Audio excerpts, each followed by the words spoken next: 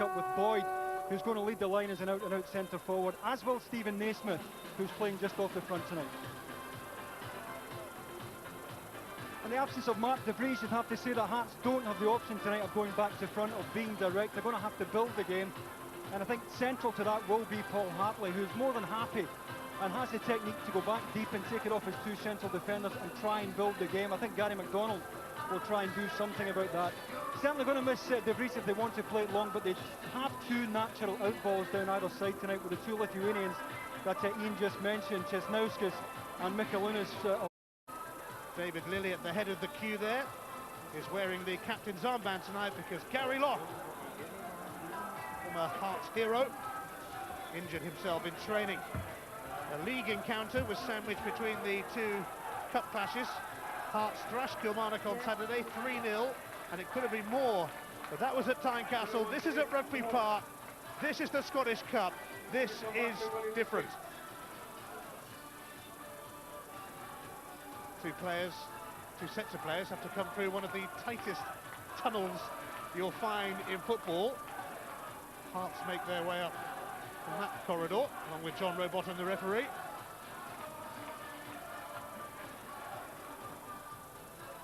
Stephen Presley dropping his shorts for us there, thanks a lot. Will be very much one at a time out of this tunnel. A favourable quarter-final tie awaits the winners at home to struggling Livingston. Before they know it, Kilmarnock or Hearts could find themselves in the semi-finals of this illustrious competition. Well, Livingston might have something to say about that yet.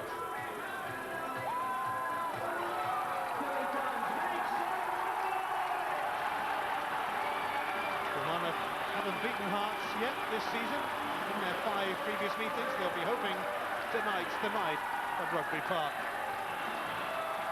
Well, they came from behind twice in the first game at Tynecastle. 18-year-old Stevie Naismith forced this replay with a last-minute equaliser. A fine time to score his first senior goal. He's now the manager of Hearts. We will get a winner tonight, any which way we can. 90 minutes, 120 minutes, penalties. What do you reckon? Let's find out what Kilmarnock and Hearts reckon. They are the last 2 winners of the Scottish Cup outside of the old firm. Kilmarnock did it in 1997, Hearts did it in 1998, and immediately there's a late challenge on Robbie Neilson. Yeah, it was Chris Boyd who came in late there as Robbie Neilson was about to clear the ball. We see this so often, Fowler just leaving his studs in for Neilson's follow through to come up and catch his studs. Boyd, well, always late there, and it's such a common foul. Just wonder if John Robottom got a clear angle on that, clear view on it. So Kilmarnock struck late on, better late than never for Killie. Now it's Mikalunas to send it across, and it's been fired wide. Well, it's Simon Ford who's caught on his heels here with the ball inside him, just caught too far forward here. And he leaves the ball inside and wide open. Good early ball from Mikalunas, just hoping for a midfield runner. And that's a fraction away from being the opener. You can see the Hearts system. It's Lee Miller up on his own. Wyness is dropping off between middle and front and picking up a lot of good ball in that area.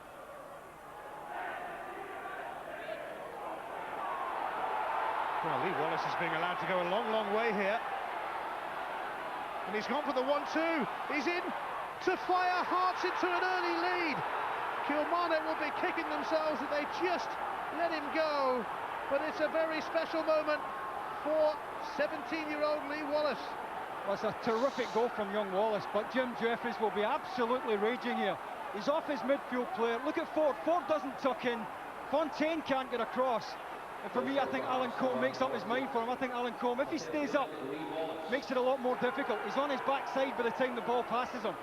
But what a wonderfully composed finish from young Lee Wallace. Well, it's only his 3rd appearance for Hearts, and all 3 of them have been against Kilmarnock. 2 in the Cup, 1 in the league. First ever goal, coming in only his 3rd match. John Robottom advantage then after the first foul on Naismith, but he couldn't do it after the second foul on Wyness. Scotland's answer to Pierluigi Collina was in charge of the first game between these teams and got a bit of criticism from John Robertson, the Hearts coach. They've got to try and hold the 18-yard line here. They don't want to end up too deep because Hartley delivers so well. He'll whip one in here, is likely to. There's no lack of pace on it. Hearts does just that, and oh, it's Lee Miller's header! He steered it in. What a storming start for Hearts in this cup tie. They are 2-0 up inside 13 minutes. Well, the annoying thing for Jim Jeffries is that it's Simon Fortier who gets the head on it as it comes in. It's Fortier who gets a nick on it, but there's no conviction about the clearance. Falls into a perfect area for Miller. Back across the goalkeeper. How many times do we say it? And Alan Combe probably caught with his weight on his right side. Can't get anywhere near it. Robertson totally delighted by Lee Miller's 5th goal in 8 games since he arrived at Hearts on loan from Bristol City. Kilmarnock have already let themselves there's so much to do. And Alan Johnston caught then, and Jim Jeffries will be raging. Craig Gordon. Well, they really could do one with one early to get back into this.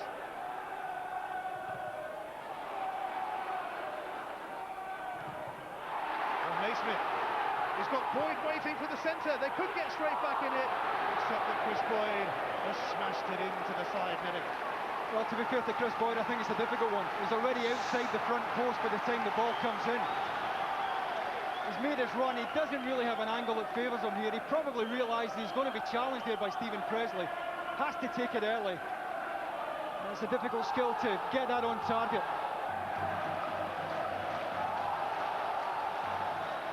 Odd head moment for the manager, because they did need a quick response to 2 early goals from Hearts.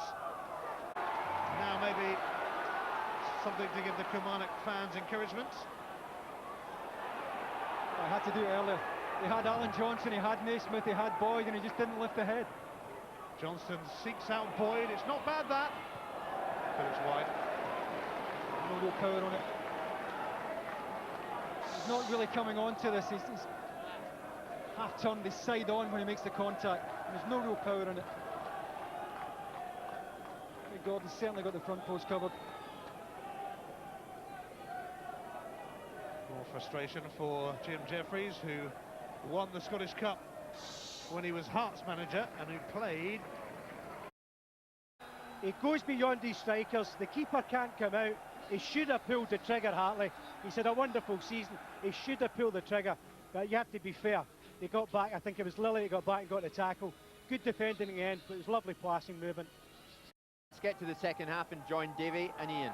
Well, you could be sure Jim Jeffries had plenty to say during that half-time break, and it is his Kilmarnock side that will start the second half. Hearts 2 up inside 13 minutes at Rugby Park tonight. Kilmarnock contributing really to their own downfall, although credit to Hearts, they've played well, and they have a quarter-final home tie against Livingston well within their sights. Yeah, they certainly have. I mean, I think if Jim Jeffrey had an obvious change to make, he would have made it, but there's not a great deal of encouragement on the bench. Craig Dargo is a possibility, but he's so short of match fitness that I might be asking too much of him. Stevie Murray perhaps down the left-hand side, as Charlie said. Alan Johnston on the right. And Invincibile through the middle, perhaps, but not too many options for Jim. And Combe seems to take a while to get hold of this. Well, just so much water on the pitch. I think there's such a thing as an easy catch for the keepers tonight, particularly when it bounces right in front of them.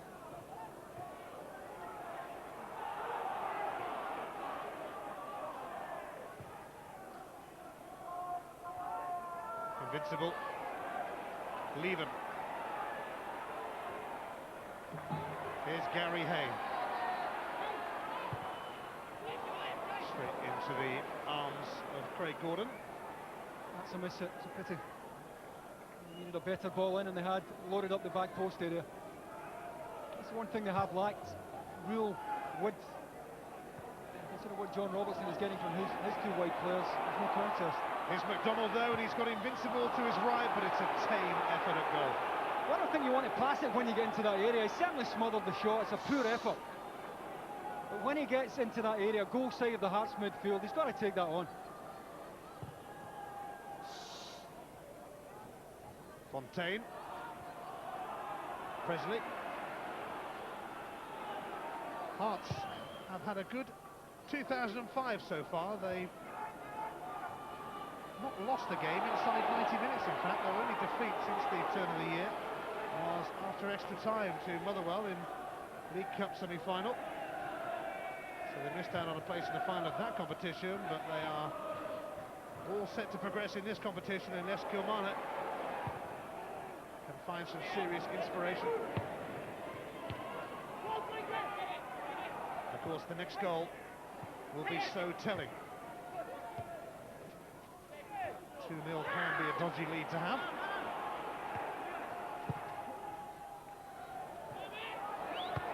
Good appearance for Hearts with a goal. Free kick will go Kilmarnock's way here, and they do need something early in this second half to raise their spirits. Well, the first thing they've got to do is get a decent ball in, find the right angle, decent bit of pace on it, and give the bigger lads something to have a run at. It's going to be Leven to send it in, and Boyd goes to ground, and goal kick is given. It's Andy Webster who's picking him up at the back post. I think if anything the ball in is too deep anyway. I think it's drifting beyond Boyd, but Webster certainly had a grip of his jersey as it came in. Played in a reserve match yesterday, and with Gary Locke getting injured in training and Gary Wells, they had to make sure that he only played 45 minutes of that reserve game, but that's the only football he's had in a couple of months. Sure we'll see him at some stage, but it might be a bit early for him at the moment. Needs must though for Kilmarnock as they look to haul themselves back into contention, as they look to stay in the Scottish Cup.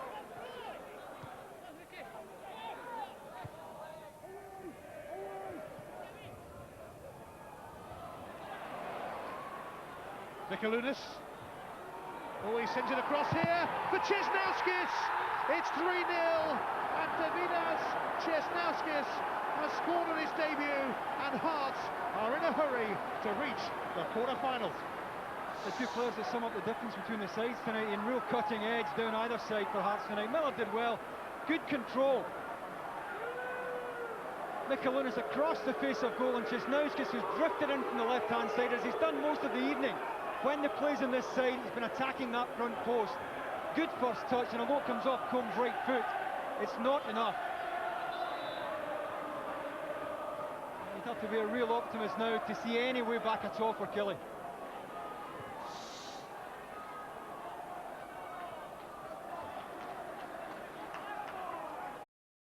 Romanov took over Hearts. John Robertson was offered a few players, and certainly the two out there have caught the eye. Mikalunas has already played a few games, but Česnauskis looks equally good. Yeah, I mean, I think if you get that kind of cutting edge in the wide areas, it's a real bonus for your strikers, and they're going to have a different approach in the absence of the Greece anyway, but the two Lithuanians really have given them options. Chris Boyd trying to get in, but Webster defends well. Corner kick. Now they feel a little flatter, but Leven sends it in, and it's a good take by Craig Gordon, because Boyd might have been in on it. It's always a nice height for Craig Gordon. He stands at 6'3", 6'4" anyway, always favourite. He's really had an awful lot to do tonight. Česnauskis. Here's Hartley. He's never been far away from a goal himself this season. Johnston. Leven. Danny Invincibile taking on Wallace. It's in, but over the head of Chris Boyd. Gary Hay making strides to get there, and he gets a corner. Gary Hay can't get that. Johnston will deliver. Handball shot against Simmons. And John Rowbottom wasn't interested. The assistant was on that far side looking. I think it's more his call. I'm not convinced John Rowbottom has an angle to call it. Very quick appeal there from Danny Invincibile. Nielsen having to try and steer that away. And Johnston has stumbled. It's always hard for the referee when there are so many bodies and he doesn't really have an angle. Good knockdown from Invincibile. Hard to say from that angle whether it comes off his right arm or not. Certainly a very, very loud appeal from just about every Kilmarnock player. Better view of it there. I think it's the right thigh.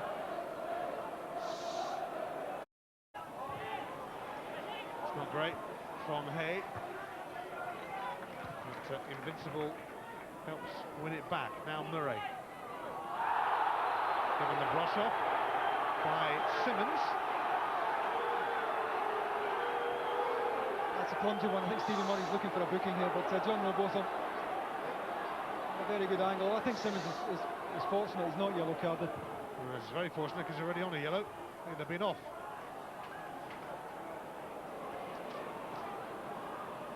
Mikalunas. Birchall making the run, and it's Hartley making the run for the middle.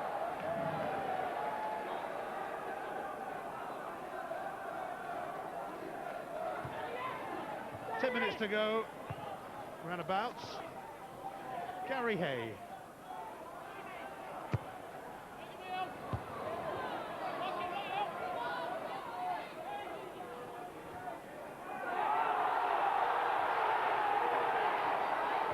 Simmons holding off Murray. I think they're going to take Stephen Simmons off soon, just in case he puts another tackle in, already on a yellow card. Neil McFarlane getting ready to come on.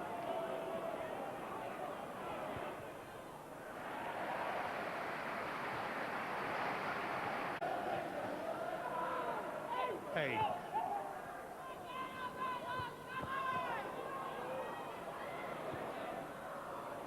Stevie Murray.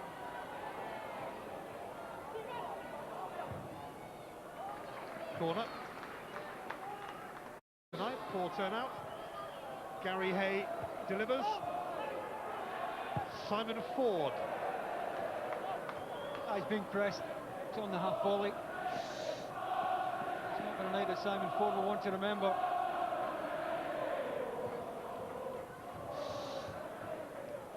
Time to select your man of the match, Davey. Well, he hasn't had many bad performers, John Robertson. I think the first half, Paul Hartley was the biggest danger to Kilmarnock. But over the piece, Davidis Jesnowskis, for me, has been the standout. And the other lad, Mikalunas, wowed the Hearts fans at the weekend, but he's been outshone by his compatriot tonight. He's my man of the match, my tennis man of the match. It's been a sparkling debut for Chess.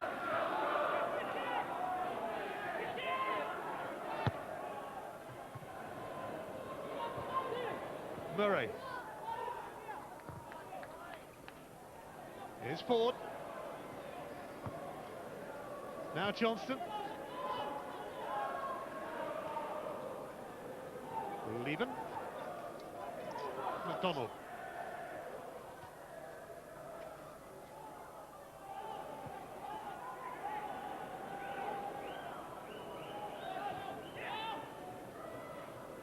Gary Hay.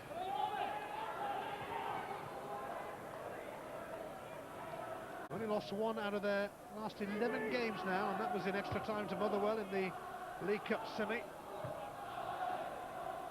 I think if anything, he may look at a better side without Mark De Vries, ridiculous as that may sound. You know, he was such a central part of what they did, but they were at times tempted just to knock it long, miss out the midfield. They've really got to build the game, make it shorter now. There's been a real variation about their play tonight. First-class performance.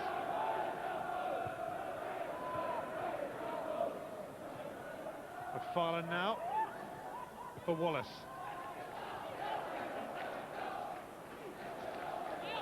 We trickle towards the 90-minute mark, and there's going to be just 2 minutes added on. The ball's come up already, in fact.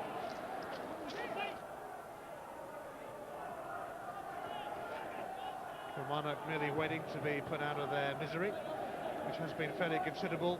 It's always going to be a tough ask for them tonight with a lot of injuries.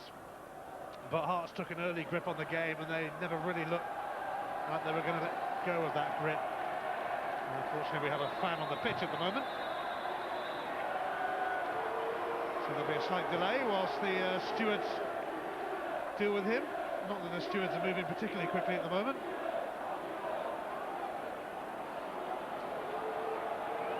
John Robertson, there's absolutely no steward trying to get this guy off the field at the moment.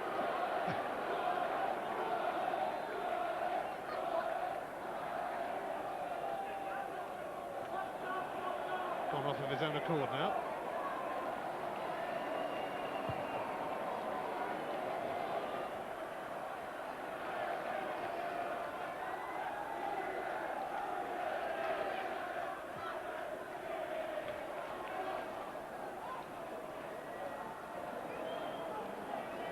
Just a minute to go.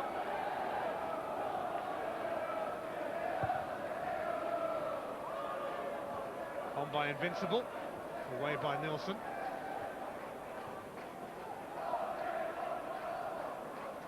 Leven. Wallace took it away from the incoming Alan Johnston. Oh, penalty given. It was Lee Wallace on Alan Johnston. Just missed time to your body shot here. I think the tackle he should have made with his right foot. Like an awkward angle. Just a clumsy one with his left foot. Too little, too late for Kilmarnock if it goes in from Chris Boyd.